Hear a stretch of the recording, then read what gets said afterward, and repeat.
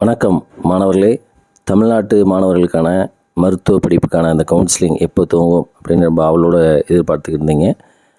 அந்த Tamil Nadu medical selection committee அவங்களுடைய அந்த ஆன்லைன் விண்ணப்பம் வந்து கடந்த ஞாயிற்றுக்கிழமையோட முடிஞ்சிருச்சு. இந்நிலையில் இன்றைக்கி வந்து பத்திரிகையெல்லாம் செய்தி வந்திருக்கு. அந்த செய்தியில் என்ன சொல்கிறாங்க அப்படின்னா, ஜூலை 2வது வாரத்துக்குள் மருத்துவ படிப்புக்கான ஆன்லைன் கவுன்சிலிங் துவங்கப்படும்னு மருத்துவ கல்வி இயக்குநரும் தெரிவித்துள்ளது அப்படிங்கிற மாதிரி சொல்கிறாங்க. மொத்தம் வந்து 72,943 பேர் விண்ணப்பிச்சிருக்கதாகவும் இந்த செய்தி வருது. இந்த செய்தியை வாசிக்கிறேன் பாருங்கள். எம்பிபிஎஸ் பிடிஎஸ் படிப்புகளுக்கான 72,943 பேர், அதாவது 72,943 பேர் வந்து விண்ணப்பித்துள்ளனர். தமிழகத்தில் அரசு மற்றும் தனியார் மருத்துவக் கல்லூரியில் 9,200 எம்பிபிஎஸ் இடங்கள் உள்ளன. இதில் 7.5% அரசு பள்ளி மாணவர்களுக்கு 496 இடங்கள் ஒதுக்கப்பட்டுள்ளன. அதேபோல் 1,900 பிடிஎஸ் பல் மருத்துவ படிப்புக்கான இடங்களில் 126 இடங்கள் அரசு பள்ளி மாணவர்களுக்கு ஒதுக்கப்படுகின்றன.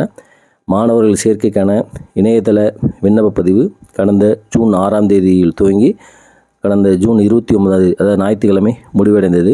இதில் அரசு ஒதுக்கீடுக்கு 42,000 பேர் உள்ளிட்ட 72,943 பேர் விண்ணப்பித்துள்ளனர்.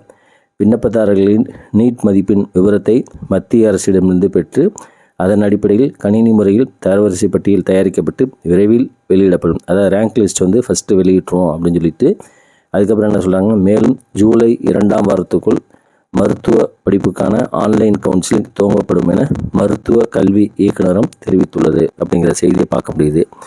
இப்போ வந்து இந்த இதில் மத்திய பிரதேசில் இண்டூர் ஹைகோர்ட் வந்து என்ன என்டிஏ கேஸ் இது பண்ணியிருக்காங்க, அப்படி ரெக்கமெண்ட் பண்ணியிருக்காங்கன்னா, இந்த பாதிக்கப்பட்ட மாணவர்கள் யாரெல்லாம் நீதிமன்றத்தின் கதவை தட்டினார்களோ எங்களுக்கு நீதி வேணும், அதாவது அந்த நீட்டு மே 4ஆம் தேதி நடந்தப்போ மழை பெஞ்சிச்சு, மின்சார இல்லை, அதனால் எங்களால் சரியாக எக்ஸாமினேஷன்ஸில் கான்சன்ட்ரேட் பண்ண முடியல அப்படின்னு சொல்லி சொன்ன மாணவர்களுக்கு ரிலீஃப் வேணும், நிவாரணம் வேணும்னு சொல்லி மத்திய பிரதேசம் சரி சென்னையிலுமே சரி இதுக்கு போயிருந்தாங்க, கோர்ட்டுக்கு போயிருந்தாங்க.